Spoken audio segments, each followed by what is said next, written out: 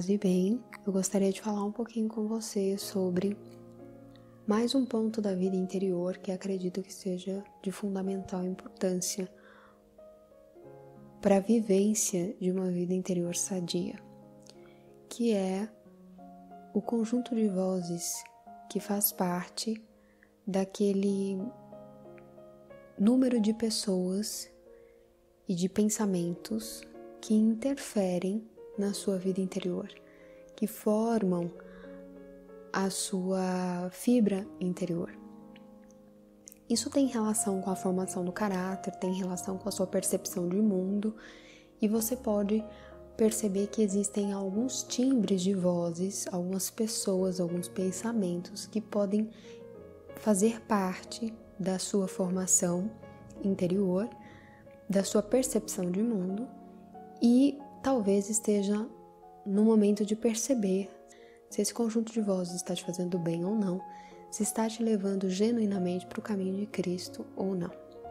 A fibra interior é aquilo que fortifica os nossos atos e comportamentos a permanecer numa linha de decisão já tomada. Muitas vezes a gente tem um bom propósito, tem uma boa disposição, mas por N questões não prosseguimos naquilo que havíamos determinado para nós mesmos. Isso muitas vezes vem da falta de fibra interior, e essa falta de fibra interior pode estar ligada à falta de bons modelos, à referência que você tem das coisas, e também ligado a um conjunto de vozes que não esteja lhe sendo favorável nessa questão. Veja que não é terceirizar a culpa, mas é perceber que nós estamos num mundo em que todo mundo manifesta suas opiniões.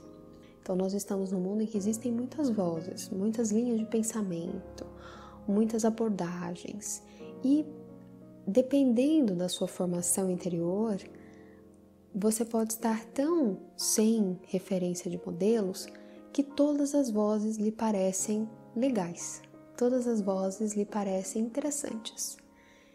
E escutar todas as vozes é como alguém que quer seguir num caminho, escutando várias orientações. Às vezes elas condizem entre si, às vezes não. Então, vale a pena observar o conjunto de vozes que faz parte da sua formação interior, perceber se elas são coerentes entre si e principalmente para onde elas estão te levando e baseado em que modelos elas falam. Veja, nós estamos aqui falando da vida interior baseado na virtude da religiosidade, que é dar a Deus o que é de Deus. Isso é uma virtude. Veja que o ponto principal aqui é o pensamento de Deus. Existe sim uma abordagem de vida interior que você pode fazer baseado em pensamentos de filósofos. Entende? Mas a filosofia sempre será inferior ao que nós tentamos almejar na vivência do cristianismo. Então, o primeiro ponto que você precisa observar no seu conjunto de vozes é quais são os seus modelos. Nós estamos num país em que, de uma forma geral, os modelos são muito baixos. Nós temos engendrado na própria cultura referências muito baixas. Então, você já é uma pessoa muito boa se você não mata, não rouba, não estupra ninguém. Por quê? Porque é o padrão de referência que se tem. O padrão é muito baixo. Isso se reflete também na história. Os nossos fatos históricos são contados todos a partir de modelos baixos.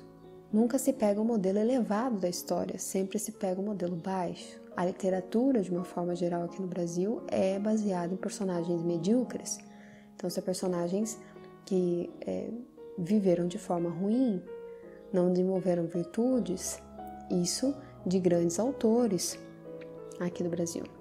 Nós também temos engendrado, não só nos livros, mas nos filmes e nas novelas, que é o que nutre o povo do nosso país das 3 horas da tarde até as 11 horas da noite, é um material que é todo corrompido. Então, nós temos abordagens claras de religiosos ou conservadores que são falsos moralistas Então isso está engendrado na nossa sociedade brasileira, não é de hoje, isso já faz muito tempo. Então é preciso observar se os conjuntos de vozes que estão te orientando, se as pessoas que lhe servem de modelo, têm como modelo essa percepção que já está engendrada na sociedade, ou seja, basta, porque se você for comparar com algo muito ruim, obviamente que você será sempre bom, entende? Então, se o seu ponto de referência é sempre algo muito ruim, não há nada para transformar em você, porque você já é melhor. Entende? Isso limita qualquer tipo de desenvolvimento. E não é isso que a igreja nos apresenta. Nós temos os santos porque eles são intercessores no céu por nós, sim, mas principalmente porque a igreja quer nos dar modelos, quer nos dar exemplos. Então nós somos a única instituição no mundo em que um departamento passa anos a fio revirando a vida de um dos seus membros, moralmente, a nível de doutrina, a nível espiritual, a nível teológico, revira tudo para depois de anos, falar: esse aqui você pode imitar.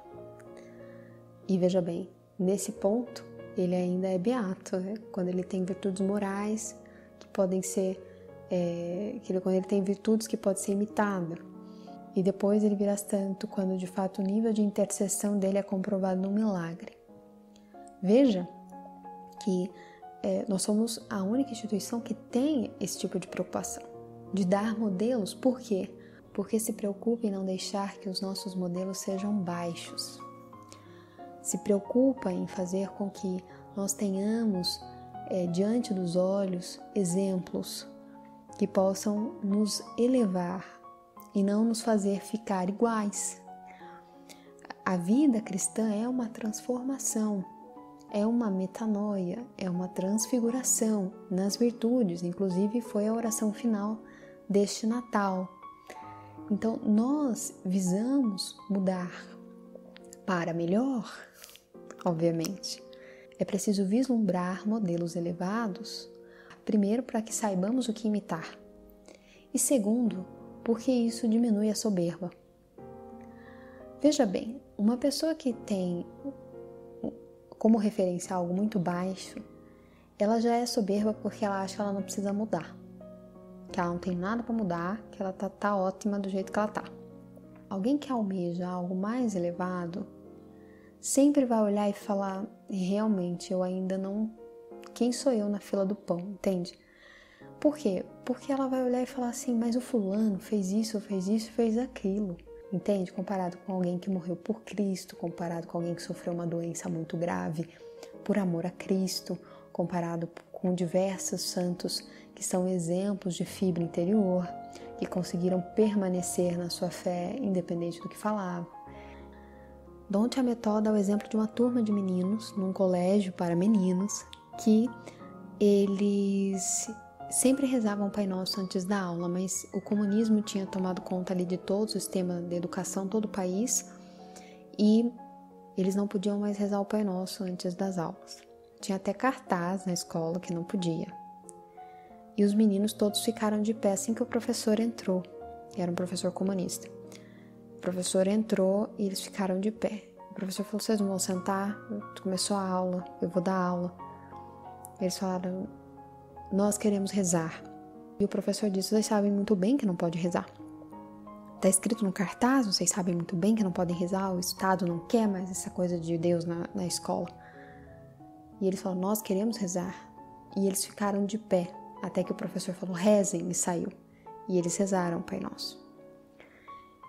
Esse tipo de fibra interior que esses meninos tinham e que em momentos de dificuldade da fé é para ser aumentado, nós devemos ter com o conjunto de vozes que muitas vezes nos cercam e que nos fazem sair do prumo e do sentido real que a igreja nos apresenta, dos modelos reais que o próprio Cristo é e que fez ser os seus santos. Isso é uma coisa que a gente não pode perder de vista, porque senão todas as coisas se tornam muito obsoletas. É fácil travestir as coisas como aparentemente boas quando se está numa sociedade decadente. Porque qualquer coisinha que se faz é aplaudido e na verdade às vezes nem é tão bom assim. É porque está tudo tão ruim que parece que é bom. Então é importante fazer essa curadoria das vozes, perceber se elas estão de fato coerentes entre si, se quem você está escutando de fato está coerente com Cristo, está coerente com os santos, e se a vida dos santos tem lugar nesse conjunto de vozes que você escuta. Será mesmo que você não está dando mais valor a uma pessoa de agora que talvez nem esteja vivendo a santidade e não a um santo da igreja? Porque muitas vezes a gente tem um posicionamento um pouco diminuto, diminuindo os santos da igreja. Esse é um ponto importante da vida interior, porque ele forma a fibra interior e pode ser, juntamente com os outros pontos que nós estamos abordando, uma das coisas que faz com que a vida espiritual ande meio cambaleando, que as decisões às vezes são tomadas e depois facilmente esquecidas. Muitas vezes é porque o conjunto de vozes que faz parte desse seu alicerce interior não é um conjunto que leva à santificação. Paz e bem, até a próxima, tchau, tchau.